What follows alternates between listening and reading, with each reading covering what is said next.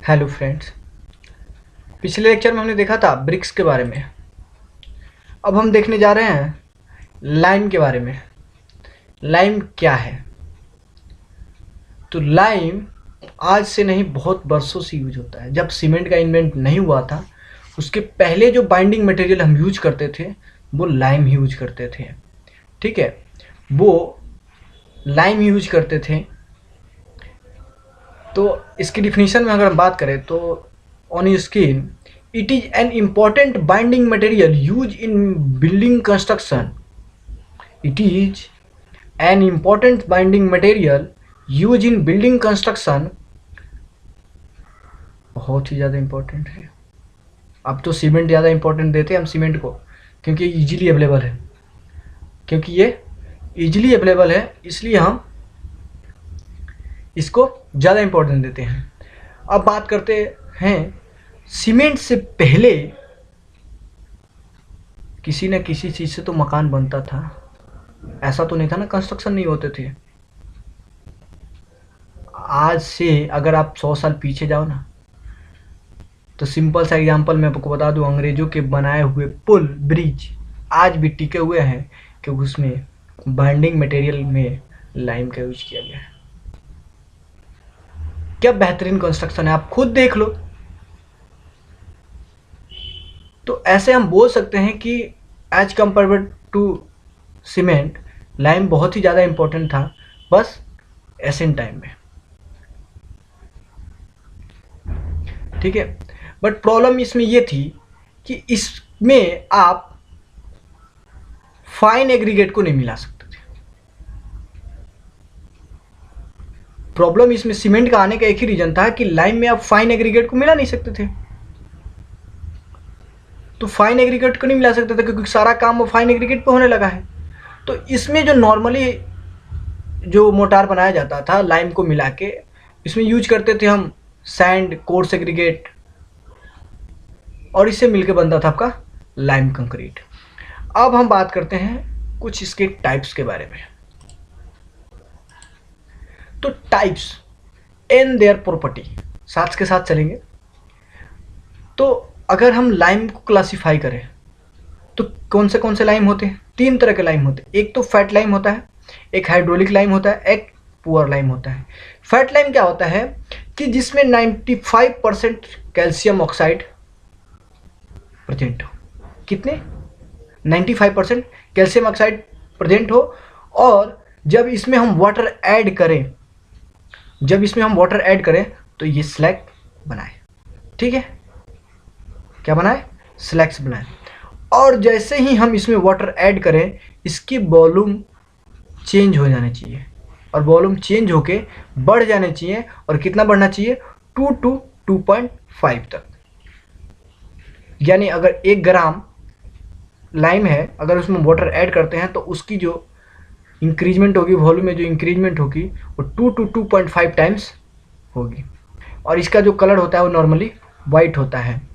तो अब इसकी प्रॉपर्टी देखते हैं। तो ये क्या होता है? ये हार्ड एंड स्लोली का मतलब होता है अगर इसमें आप वाटर ऐड कर दिए तो आपको कुछ दिन के लिए छोड़ना पड़ेगा, जब तक वाटर जो है एब्जॉर्ब हो जाए या फिर इवेपोरेट हो जाए उसमें से। ठीक है, अब इसके पास क्या है? इसके पास एक और प्रॉपर्टी है, हाई डिग्री प्लास्टिसिटी। आप सिंपल सा बात है, आप चूना को आप रोल कर सकते हो, इजीली रोल कर सकते हो। ठीक है, तो इजीली रोल करने का मतलब है कि उसकी जो प्लास्टिसिटी है वो ज़्यादा है। अगर उसमें प्लास्टिसिटी नहीं होती तो आप उसको रोल करके ऐसे लंबा लाइन नहीं बना सकते उसका। ठीक है, अब जो कंडीशन है इसमें देखिए, सीमेंट आने का सबसे बड़ा जो यहाँ पे लाइम का ड्रॉबैक तो था ना, वो था सेटिंग टाइम। वो क्या था? सेटिंग टाइम, और कुछ नहीं था। एज कंपेरेबल देखा जाए तो सीमेंट से कहीं ज़्यादा अच्छा है लाइम, बट प्रॉब्लम ये थी कि इसके वॉल्यूम में इंक्रीजमेंट हो जाती थी जब वाटर इसके साथ मिल जाता था तो।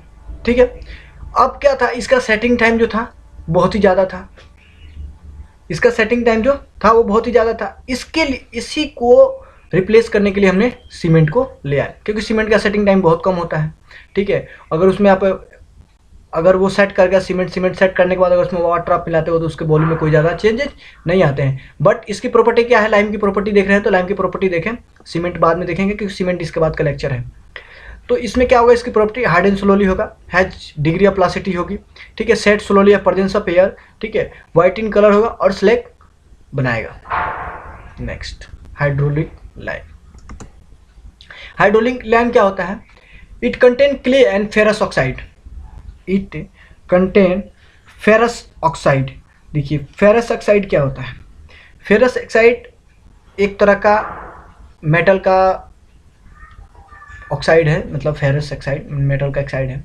Depending the percentage of clay present and hydraulic lime divided in the flowing 3 types.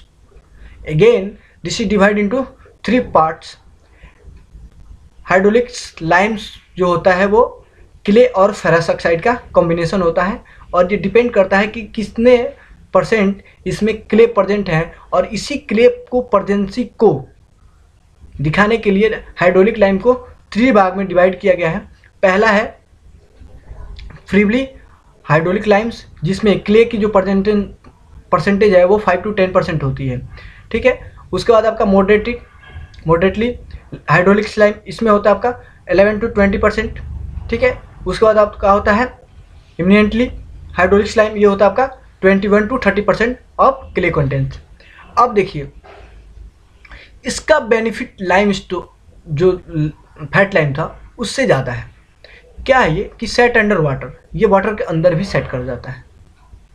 इसका जो कलर है परफेक्टली वाइट नहीं होता।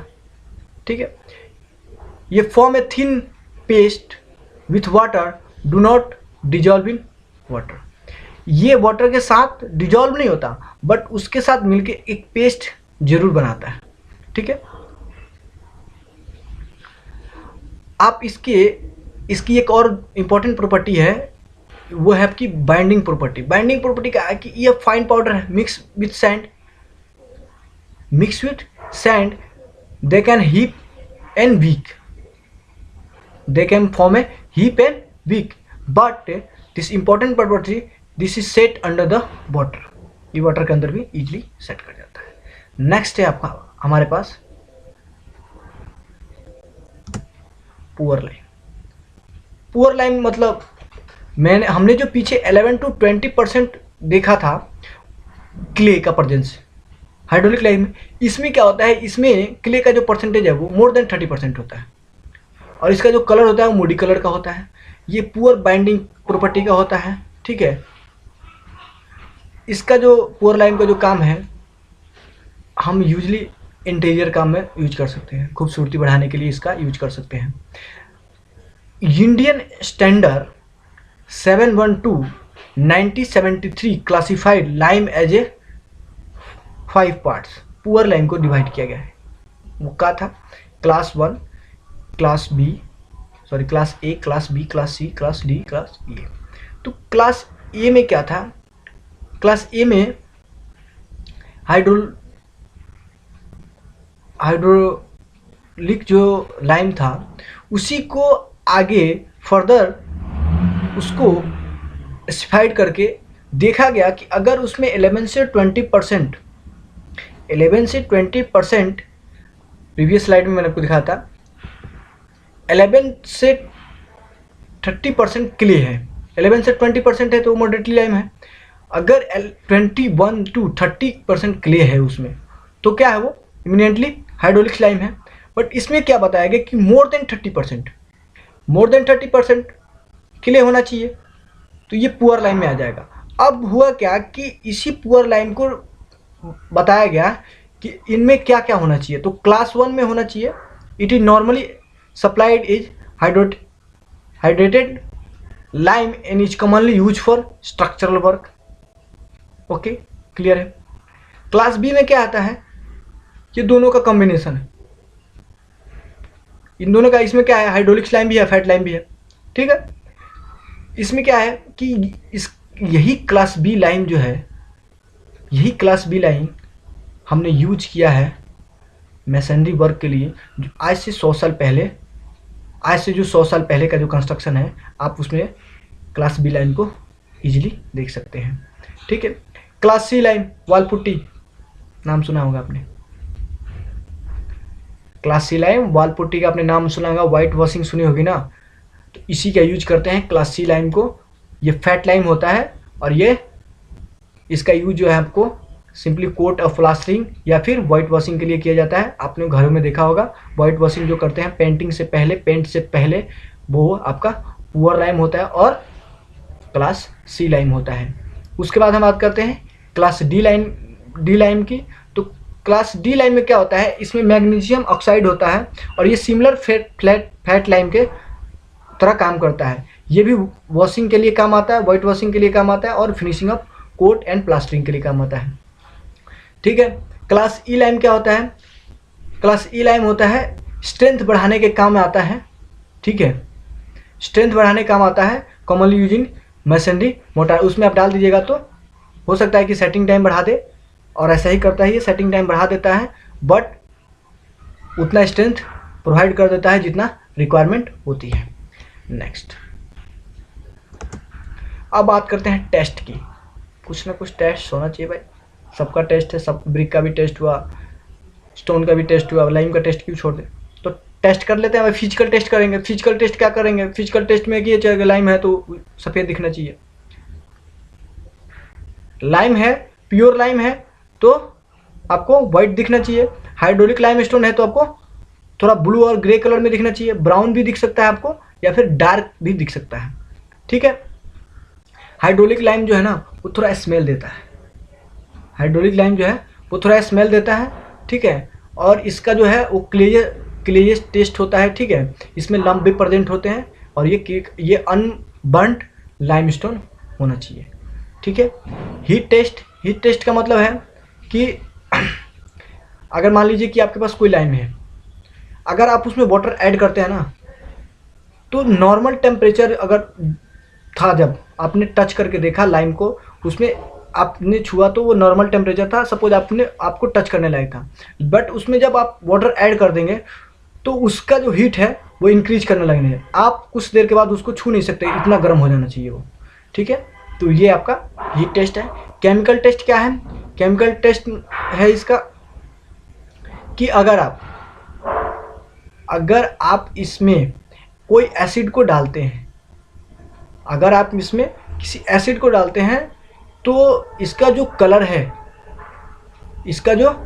है वो एज इट इज होना चाहिए आफ्टर 24 आवर। ठीक है, आफ्टर 24 आवर।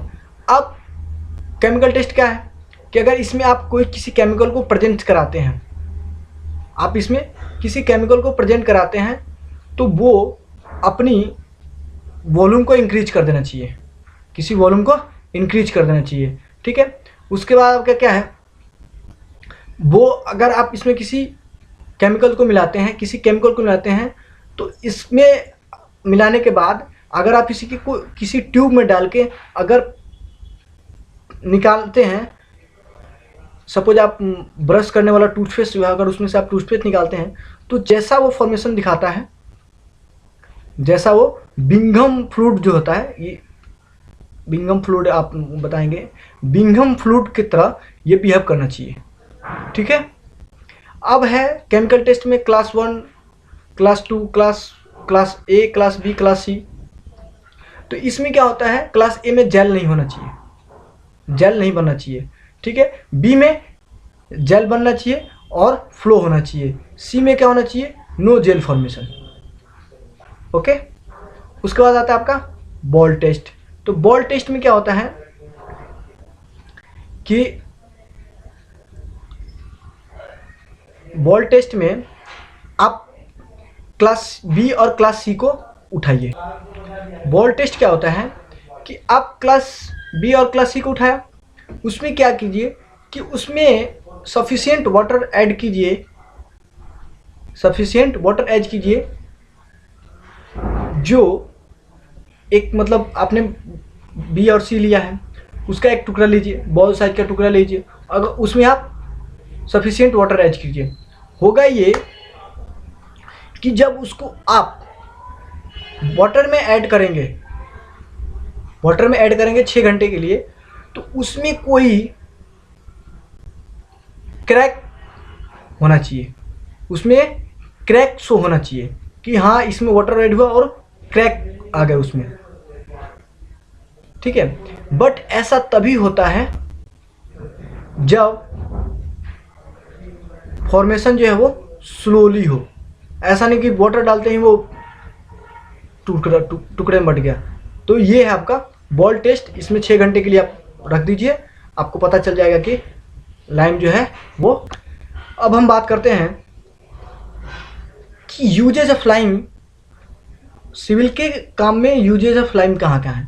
तो पहला हमारा है वाइट वॉशिंग के लिए, मेकिंग मोटार पर मेसनरी वर्क एंड प्लास्टरिंग के लिए है, to produce lime sand brick for soil stabilization के लिए। सॉइल स्टेबलाइजेशन मतलब अगर आपको कहीं पे अगर आप कंस्ट्रक्शन कर रहे हैं वहाँ पे ऑन्डिलेटेड सॉइल है, ठीक है, तो उसमें हम क्या करते हैं, लाइम को फिल कर देते हैं ताकि सॉइल जो है वो स्टेबल हो जाए। बट अब तो हम क्या करते हैं कि सीमेंट ही लगा देते हैं। But as a factory material lining open health making cement, lime से हम बाइंडिंग करते हैं बट लाइम स्टोन से हम सीमेंट बनाते हैं। तो कंफ्यूज मत होइएगा कि लाइम को अभी हम सीमेंट कैसे बनाते हैं, तो लाइम स्टोन से हम सीमेंट बनाते हैं, ठीक है। नेक्स्ट,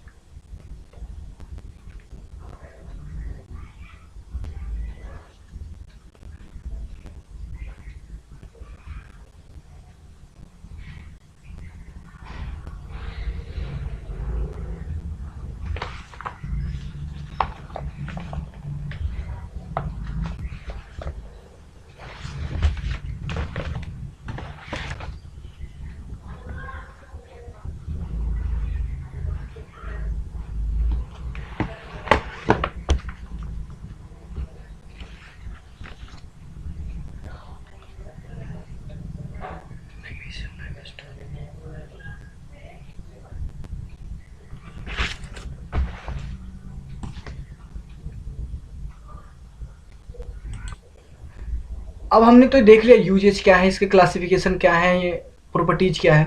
बट बात आती है कि अगर लाइम है तो इसमें कुछ इम्प्योरिटी होनी चाहिए। तो इम्प्योरिटी क्या क्या होती है, तो आपकी इम्प्योरिटी जो होती है, इम्प्योरिटी आपके मैग्नीस ऑक्साइड के में हो जाएगी।